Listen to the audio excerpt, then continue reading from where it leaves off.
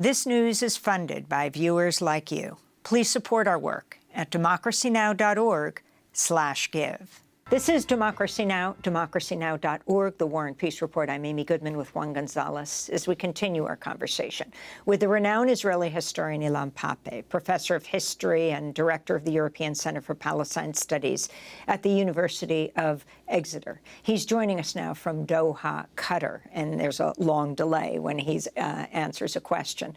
I want to ask you, Professor Pappé, about this trip you took to the United States recently. When you arrived at the Detroit airport, you were questioned for 2 hours by federal agents about Gaza, Hamas, and other issues, U.S. agents only allowing you to enter the country after they copied the contents of your phone. Can you take us through what happened?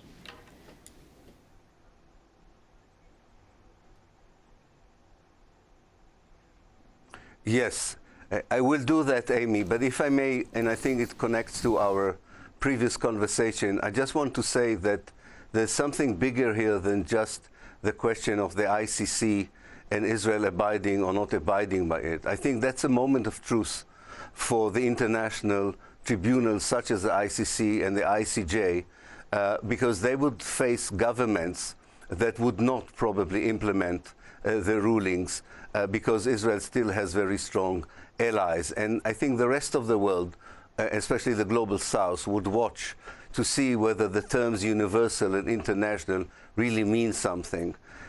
So I think Palestine is just one case of many in which we have now a real struggle to define again what is universal, what are universal values, and what is international justice. And I think that's why it's such an important historical moment.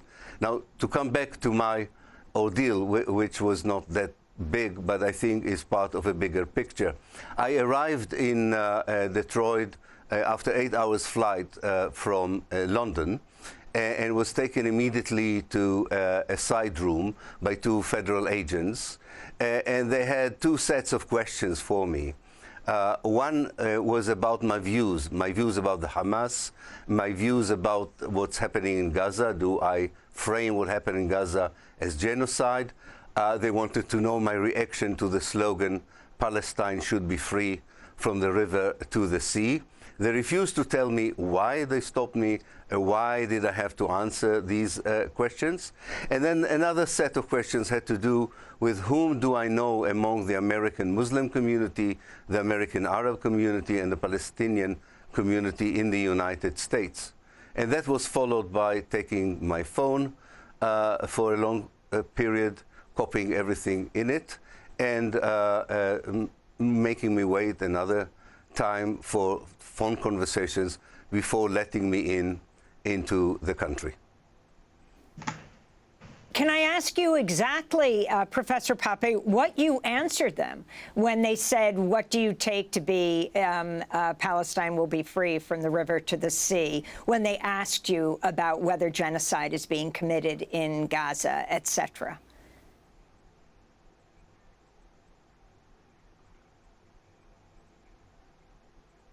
Yes.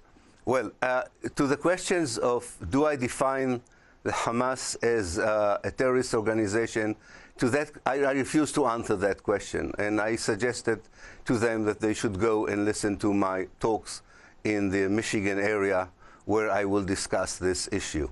As for the question of genocide, I laconically said that yes, I do frame the Israeli actions in Gaza as genocide, but again, I suggested that if they want a more detailed analysis of why do I frame it like this, they are most welcome both to read my articles and to come to the lectures in the Michigan area.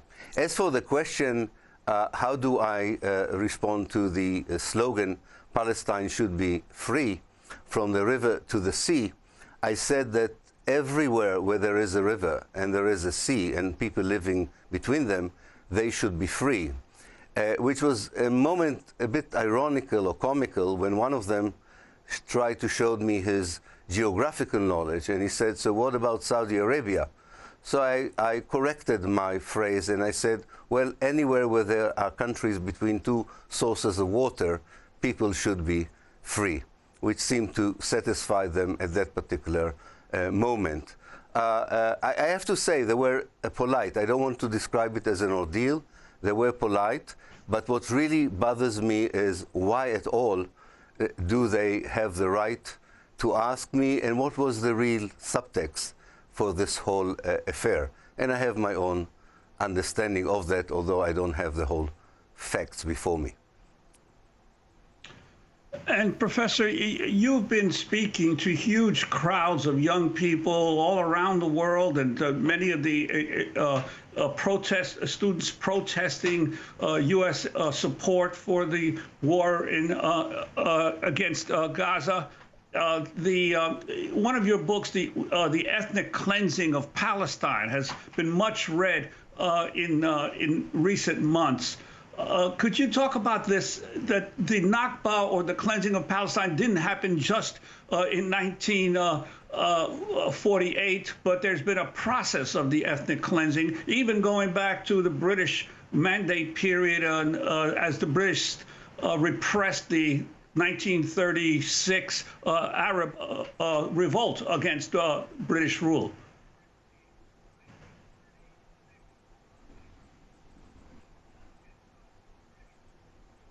Yes, yes, indeed. The Nakba is a bit of a misleading term because it means in Arabic a catastrophe.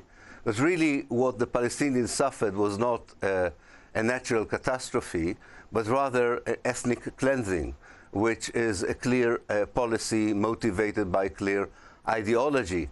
And that policy was an integral part of the Zionist program for Palestine from the very inception of the movement in the late 19th century.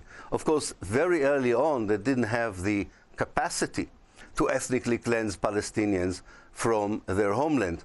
But already in the mid-1920s, when the Zionist community in Palestine was still very small, it was able, through purchase of land, on which there were many Palestinian villages, to convince the British mandatory power to evict 13 Palestinian villages, and that was in between 1925 and 1926. And then slowly this process of buying land and evicting the people who lived on this for hundreds of years brought the Zionist movement into a moment where it purchased at least 6% of the land of Palestine, which was of course not enough. And then they went to the big ethnic cleansing of 1948. But as we know, it didn't stop in 1948. Israel continued to expel Palestinian villagers between 48 and 67 from among the Palestinian minority in Israel, which allegedly were citizens of Israel. Israel expelled 300,000 Palestinians during the 6 Days War in June 1967. And since June 1967 until today, about 600,000 Palestinians, in one way or another, were dislocated and uprooted by Israel. And of course, now we have a magnitude of or a case of ethnic cleansing that even overtakes the magnitude of the ethnic cleansing during 1948. So there is not one moment in the history of the Palestinians in Palestine, since the arrival of Zionism in Palestine, in which Palestinians are potentially under danger of losing their home, their fields, their businesses, and their homeland.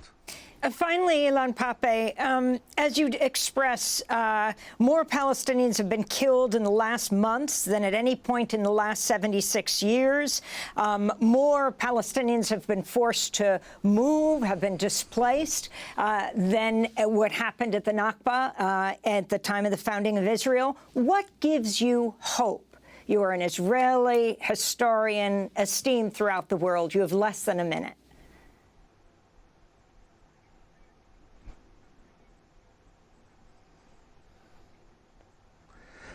Yes, I would say that what gives me hope is that I do think that the Zionist project in Israel and Palestine, as we see it today, doesn't have long to live, to exist. I think we are seeing processes, important processes, that are leading to the collapse of the Zionist project.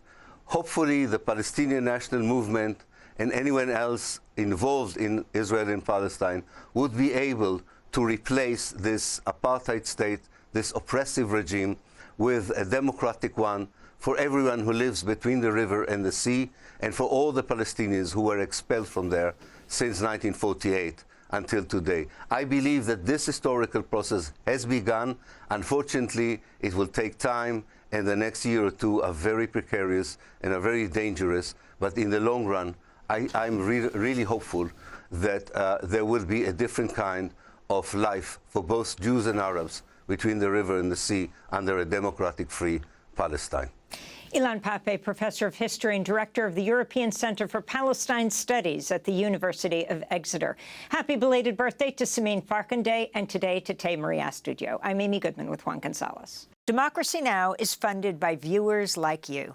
Please give today at democracynow.org/give.